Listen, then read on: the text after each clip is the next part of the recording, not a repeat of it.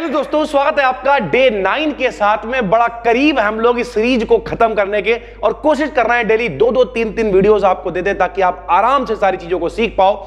चलिए सर जी शुरू करते हैं। पहला क्वेश्चन है CRO। CRO का मतलब cathode ray oscillator, most important है। CRO हमने अलग से भी पढ़ाया हुआ है, CRO है, मल्टीमीटर है, ये सब आप सर्च करोगे यूट्यूब पे पहले से हमने पढ़ा रखा है। जैसे कल एक बच्चा कमेंट्स कर रहा था कि सर अगर आपने बहुत सारी चीजों को और डिटेल में पढ़ा दिया होता तो सर जी हम लोग के पेपर और अच्छे हो जाते। भाई 10,000 प्लस वीडियोस बना चुके हैं हम, पता पिछले 3 सालों में, जिसमें से कम 5,000 प्लस वीडियोस पब्लिक हैं, 2500 सिर्फ बी डिकेडियन पे पब्लिक हैं।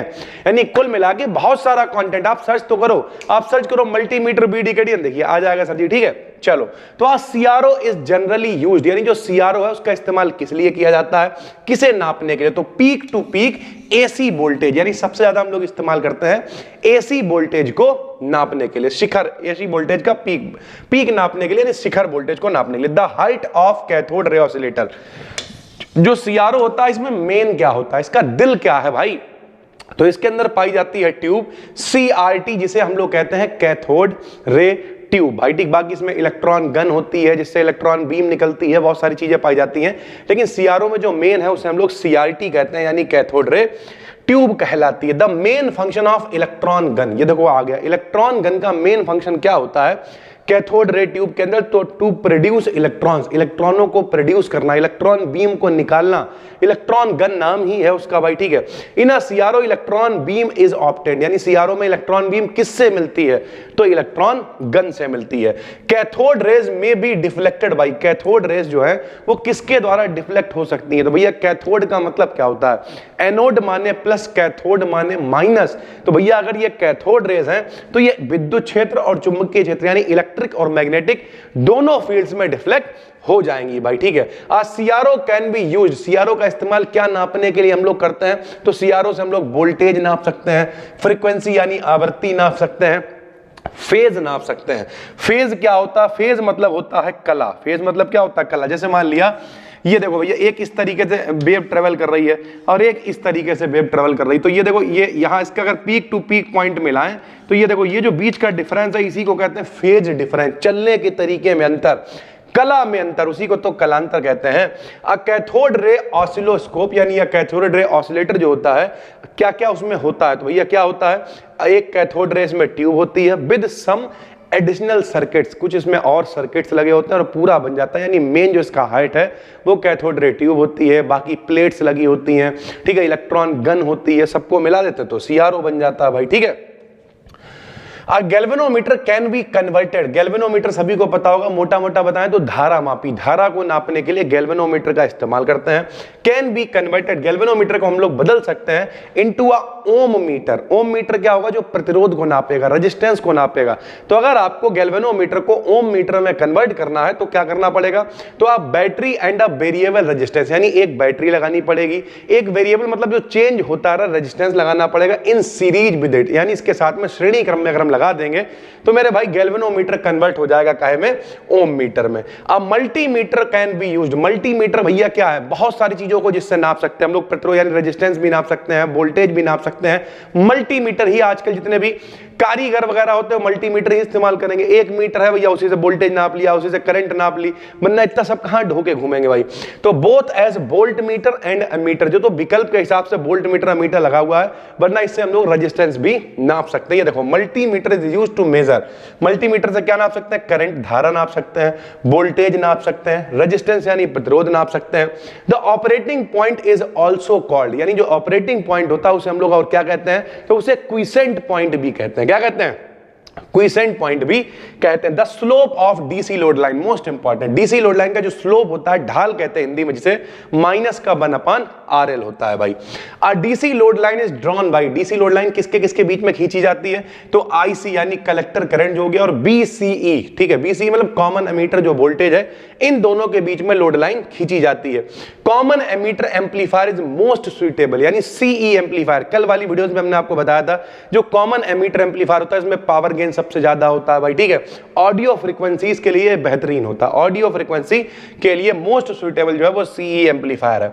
फॉर इंपीडेंस मैचिंग, यानी इंपीडेंस हम आपको बता चुके हैं, जब भी कभी एसी सर्किट की बात करते हैं, प्रत्यावर्ती धारा की बात करते हैं, अल्टरनेटिंग करंट की बात करते हैं, तब वहां पर मेरे भाई उसे रेजिस्टेंस नहीं बोलते, उसे इंपीडेंस बोलते थे, जेड से लिखते थे। तो अगर इंपीडेंस की मैचिंग करनी है तो एक ट्रांजिस्टर को हम लोग यूज करेंगे किसमें, तो कॉमन कलेक्टर मोड में, सीसी मोड में हम लोग इसे इस्तेमाल करेंगे। फॉर मैक्सिमम पावर एम्पलीफिकेशन, देखो पावर गेन कहे, पावर एम्पलीफिकेशन कहे, किसका इस्तेमाल करोगे, कॉमन एमीटर मोड का इस्तेमाल करोगे। सीई मोड में पावर गेन या पावर एम्पलीफिकेशन सबसे ज्यादा होता है। The input and output signals in common ammeter amplifier, जो कॉमन एमीटर एम्पलीफायर होता है उसमें जो इनपुट सिग्नल मतलब जो दिया जा रहा है सिग्नल, आउटपुट मतलब जो हमें प्राप्त होगा, दोनों की जो फेज है वो अपोजिट होगी। फेज अभी हम आपको बता चुके हैं, चलने के तरीके में अंतर भाई, ठीक है। Power gain of transistor amplifier is given by, तो पावर गेन को काहे से लिखेंगे, तो कल हमने आपको बताया था P बराबर BI होता है। तो ये हो गया AP मतलब पावर गेन, ये हो गया AI मतलब करंट गेन, इनटू में AB क्या हो गया सर जी, वोल्टेज गेन। तो voltage gain into current gain equals to क्या हो जाएगा, power gain. Transistor can be used as an, transistor को इस्तेमाल किया जाता है, किसके रूप में इस्तेमाल करा जा सकता है, एम्पलीफायर के रूप में। पावर गेन कब मैक्सिमम होगा, जब हम लोग उसे जोड़ेंगे कॉमन एमीटर मोड में जोड़ेंगे भैया। Relation between alpha and beta, ये बात ध्यान रखिएगा, किसके लिए पूछ रहा, अगर फॉर ट्रांजिस्टर के लिए कह रहा है अल्फा और बीटा में रिलेशन, तो अल्फा बराबर बीटा अपॉन 1 माइनस अल्फा होगा।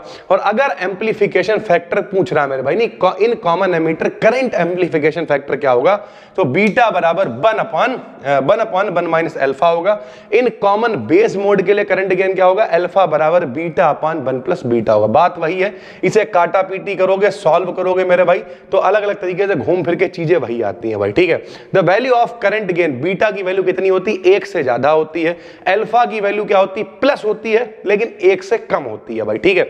जो बीटा पैरामीटर, बीटा का मान हम लोग कैसे निकाल सकते हैं, देखो भैया यहां पे सवाल नहीं है, लेकिन रियलिटी ये है, कई बार आपको करंट दे देगा, IC मतलब कलेक्टर करंट दे दिया, IB का मतलब बेस करंट दे दिया, और आपसे कह दिया बीटा पैरामीटर निकालो या करंट गेन निकालो, इसी को तो गेन मतलब लाभ कहते हैं। तो बीटा बराबर होता है IC अपॉन IB, IC का मान रख देंगे, IB का मान रख देंगे, बीटा की वैल्यू निकल आएगी। ऐसे ही जब अल्फा की बात करते हैं तो अल्फा बराबर होता है IC अपॉन IE, IC दे देगा, IE दे देगा, अल्फा की वैल्यू आपसे पूछेगा, मान रख देंगे, निकल आएगा। कोशिश करेंगे कल जो वीडियोस अगली, कल का मतलब हो सकता है आज ही दे दें अगली वीडियो, तो अगली वीडियो जो आपको देंगे मेरे भाई उसमें हम इस तरीके के कुछ न्यूमेरिकल्स आपको बता भी देंगे। जो जर्मेनियम का ट्रांजिस्टर होता है वो कितने टेंपरेचर पर कम से कम इस्तेमाल होता है, तो 75 डिग्री सेंटीग्रेड से ऊपर टेंपरेचर अगर आप इस्तेमाल करोगे तो ये आराम से इस्तेमाल हो जाएगा जर्मेनियम का जो ट्रांजिस्टर होता है। ट्रांजिस्टर में सबसे कम क्या होता है, तो कल आपको बताया था बेस जो बीच में होता है सबसे पतला रखा जाता है, सबसे मिनिमम रखा जाता है, ताकि चीजें एमीटर से निकले। अब थोड़ा समझाना पड़ेगा यार तुम लोगों के लिए, यहां देखो 3 चीजें होती हैं। सबसे पहले इधर कौन होता है भाई, एमीटर होता है, बीच में बेस होता है, यहाँ कलेक्टर होता है। तो एमीटर से जो लोग निकलेंगे वो यहाँ तभी तो पहुंचेंगे जब बेस कम होगा, पतला होगा, तो इसका करंट जो है वो मिनिमम होता है भाई, ठीक है।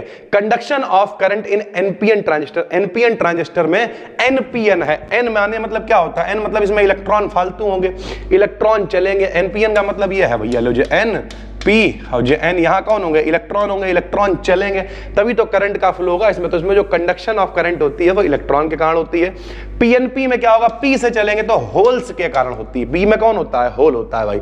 इन NPN transistor current flows from, यानी जो एनपीएन ट्रांजिस्टर होता है उसमें करंट किससे कहां जाती है, तो एनपीएन में बेस से एमीटर की तरफ जाती है। क्यों जाती है, क्योंकि भैया एनपीएन है ये, ठीक है। और पीएनपी में क्या होता है, पीएनपी में एमीटर टू बेस जाती है। ये थोड़ा सा चीजें हैं जो आपको याद रखनी पड़ेंगी। इनके जो डायग्राम में भी थोड़ा बहुत फर्क होता है, एक में एरो इधर होता है, एक में एरो इधर होता है, बस एक सिंगल फर्क होता है। क्यों, क्योंकि जो एनपीएन है इसमें करंट कहां, बेस टू एमीटर, और पीएनपी में एमीटर टू बेस, दोनों में करंट का फर्क होता है भाई, सीधी सी बात है। अब इलेक्ट्रॉन जब मूव करेंगे, जाहिर सी बात है एक में इलेक्ट्रॉन रखे हुए हैं, एक में होल रखे हुए हैं, तो दोनों की डायरेक्शन अलग अलग होगी भाई, सीधी सी बात है। इन ट्रांजिस्टर सभी को पता होना चाहिए भैया, जो ट्रांजिस्टर होता है IE का मान, IE का मतलब क्या होता है, IE का मतलब जो एमीटर करंट होती है वो बेस और कलेक्टर करंट के बराबर होती है, यानी IE बराबर होता है IB प्लस IC, ये मोस्ट इंपॉर्टेंट है, आपको पता होना चाहिए। NPN transistor is superior. NPN और PNP में कौन अच्छा होता है? तो NPN अच्छा होगा। क्यों अच्छा होगा? क्योंकि NPN में इलेक्ट्रॉन मूव करेंगे, इलेक्ट्रॉनों की वजह से करंट का फ्लो होगा और इलेक्ट्रॉनों की स्पीड तेज होती है। स्पीड क्यों तेज होती है? क्योंकि इलेक्ट्रॉनों का जो मास है वो बहुत कम होता है। जैसे इस समय मेरा मास बहुत बड़ा हुआ है, तो कहते हैं इस आदमी पे जो है क्या कहते हैं, उसे मास चढ़ा हुआ है भैया, ठीक है। तो इस समय मेरा वजन बहुत बढ़ गया है, तो जब हम बहुत ज्यादा वजन बढ़ गया तो उतना ज्यादा एक्टिवनेस नहीं, हालांकि एक्टिव हम रहते हैं यार। एक और भी कारण उसका ये कि भैया काम बहुत रहता है। जैसे आज भी कहने के लिए चुनाव था, सभी लोग अपना वोट डालना है, मौज ले रहे हैं। हम सुबह उठे थे 5:30 बजे, फिर सारे ऑफलाइन क्लासेस वगैरह पढ़ाए। आप देखना इंस्टाग्राम पे BD Academy को फॉलो करना। आज एक रील भी हमने वहां पे डाली थी, काफी अच्छे लोग कमेंट्स कर रहे थे। कुछ लोग तो ये भी कह रहे सर जी लड़कों को पीछे बैठा दिया, लड़कियों को आगे बैठा दिया। There are so many reasons मेरे भाई, कभी इस पे अलग से चर्चा करेंगे। लेकिन फिलहाल ठीक है, ये सारी चीजें होती हैं कि इलेक्ट्रॉन का द्रव्यमान क्या है, इलेक्ट्रॉन का द्रव्यमान बहुत कम होता है, इसलिए इसकी स्पीड क्या होती है, बहुत ज्यादा होती है। इसी को हम लोग मोबिलिटी बोलते हैं। मोबिलिटी का मतलब कितनी तेज स्पीड से वो मूव कर पा रहे हैं। तो इसलिए NPN जो है वो ज्यादा अच्छा होता है PNP की तुलना में भाई, ठीक है। तो ये 35 क्वेश्चंस आपको दिख जरूर रहे हैं, लेकिन ये सिलेक्टेड क्वेश्चन, CRO से रिलेटेड 1-2 क्वेश्चन जरूर आते हैं, मल्टीमीटर से रिलेटेड 1-2 क्वेश्चन जरूर आते हैं। जिन बच्चों ने मॉडल ले रखा होगा वो लोग पढ़ ही रहे होंगे, सारी चीजें उन्हें मिल रही होंगी। ये लगभग अपनी नमी वीडियोस है, आप मान के चलो 2-3 वीडियोस हम आपको और देने वाले हैं। हो सकता है कल एक वीडियो हम आपको दें, इसमें 100+ क्वेश्चंस को हम कवर करें, जितना भी इंपॉर्टेंट है उसे कवर करके इसका खेल ही खत्म कर दें भाई, ठीक है। तो बिल्कुल भी टेंशन नहीं लेनी है, जो भी हम आपको पढ़ा रहे हैं उसे देखते रहो, पुरानी प्लेलिस्ट है उसे देखो भाई। मेरा मानना यह है, इस अप्रोच से क्यों पढ़ रहे हो कि बस पास हो जाएंगे? अबे पास क्या होता मेरे भाई, जब तक पेपर नहीं आएगा तब तक जितना ज्यादा प्रैक्टिस कर पाएंगे, ये सीरीज देखेंगे, कोई और प्लेलिस्ट देखेंगे, कोई और सर जी पढ़ा रहे हैं उनकी भी प्लेलिस्ट देखेंगे, ज्यादा से ज्यादा चीजों को ऑब्जर्व करेंगे, जाके टिक लगाएंगे, पास हो जाएंगे, बात खत्म हो गई। तो उम्मीद करता है समझ में आ गया होगा। ये PDF आपको मिल जाएगी Telegram channel BD Academy BSc पे, जाके सर्च कर लेना, फ्री चैनल है, वहां पे सारा कंटेंट आपको मिलता रहता है। बस दोस्तों फिर मिलते हैं, तब तक के लिए धन्यवाद। और इंस्टाग्राम पे फॉलो कर लो भाई BD Academy को, 1 लाख फॉलोअर्स के हम लोग बहुत करीब है। Thank you.